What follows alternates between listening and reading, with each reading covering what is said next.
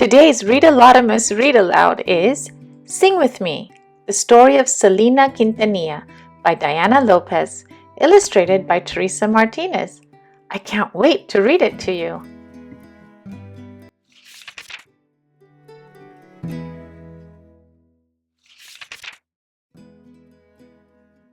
This is the title page, Sing With Me, the story of Selena Quintanilla. And this is a picture of her dressing table for when she's getting ready. There's a lighted mirror and pictures of herself and her family, a beautiful white rose in the center, some pens and pencils, I guess for signing autographs, and a hairbrush. Selena Quintanilla rolled a tortilla and lifted it to her mouth, only to use it as a microphone. She turned everything into a microphone. Spoons, crayons, toothbrushes. But instead of scolding her, her parents hummed along while her brother and sister tapped their feet. The Quintanillas were always together. Siempre juntos. And they were always united by music. One day her father announced, "We should start a band." Selena jumped up and down. What a great idea! Selena and her family began rehearsing their favorite pop, rock, and country songs at their home in Lake Jackson, Texas. Selena sang while her brother A.B. plucked a bass guitar and her sister, Suzette, tapped the drums. When Selena was 9, her father set up a stage in Papayagos, their family restaurant. Papel picado hung from the ceiling and the scent of caldo and charo beans filled the air. No one could miss the giant banner with the band's new name, Selena y los Dinos. At first, Selena felt nervous about singing for strangers.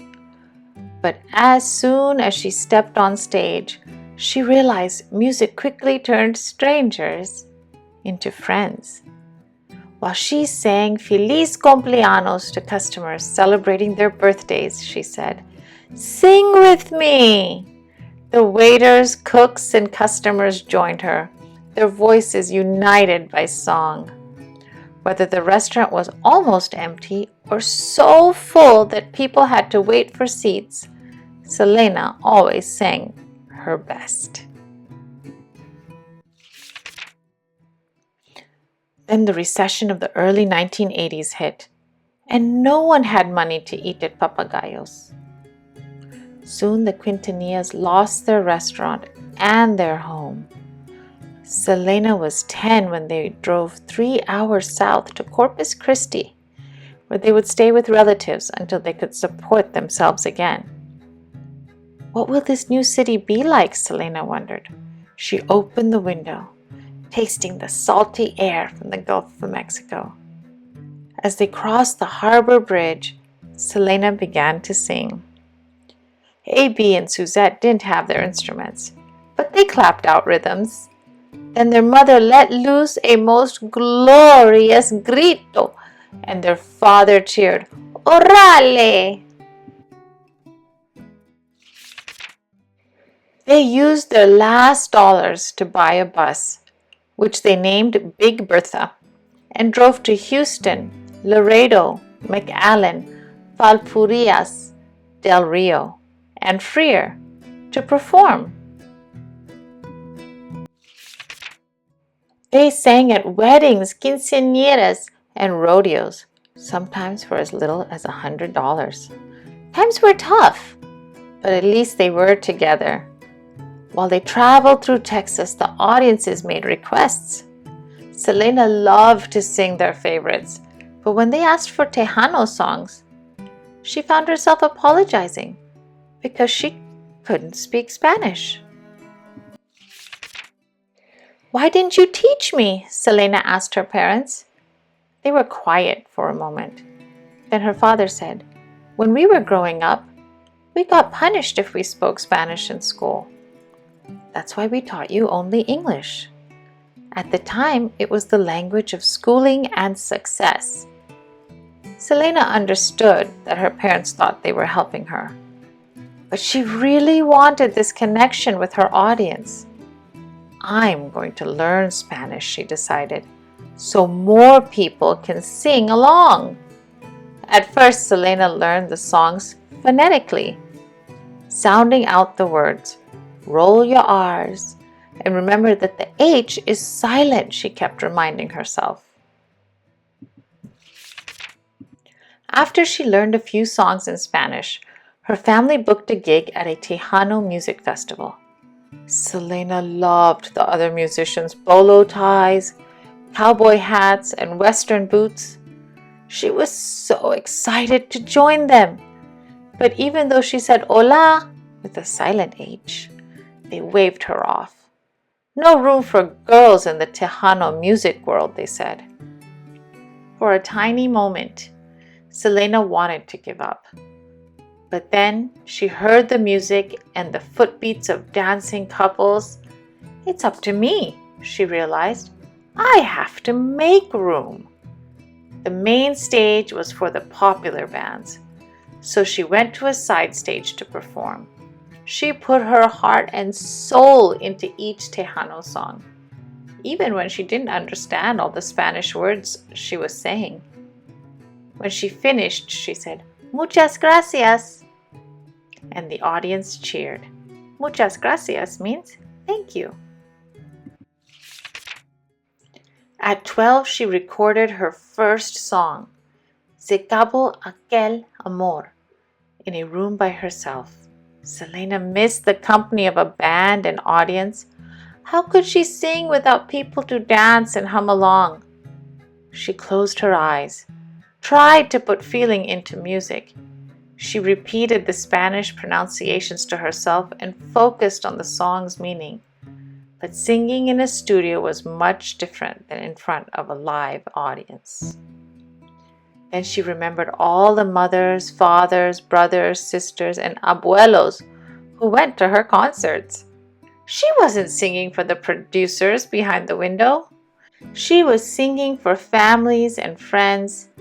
Canta conmigo, she silently repeated, imagining the day when they'd all hear her recording and sing along.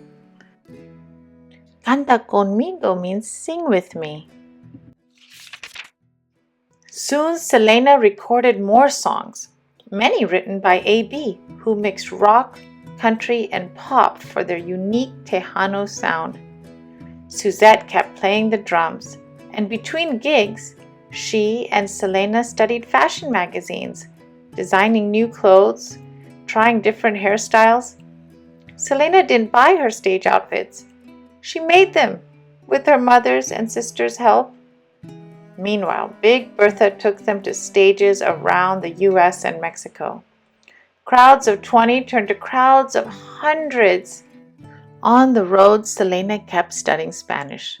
The words like secret codes she unlocked one by one. Most of the time she still thought in English, but sometimes the Spanish words came first. In 1986, when Selena was only 15 years old, she won a Tejano Music Award. She won the award again in 1987. Then the next year, and the next. Every time she accepted a trophy, she remembered all the people she had met through her music and her family, the Quintanillas who were always by her side. She kept recording, performing, and sewing. She opened fashion boutiques to sell her clothes. She fell in love and got married. On February 26, 1995, at the Astrodome in Houston, Selena circled the arena on a horse-drawn carriage. She wore her own purple pantsuit that she designed. As she waved to the crowd, she thought of her performances at the family dining table, at Papagayos, at the dance halls and rodeos. How different from the Astrodome, and yet how much the same. Her fans cheered when she hopped on the stage. More than 60,000 had gotten tickets to the show. Beady beady bum bum, Selena sang. Then she held the mic to the crowd. Beady beady bum bum, they repeated. Thousands of families and friends, their heartbeats and their voices united by her song. That concert ended many years ago, but her fans are still singing. Every time they hear her voice, they also hear her joyfully shouting, Canta conmigo!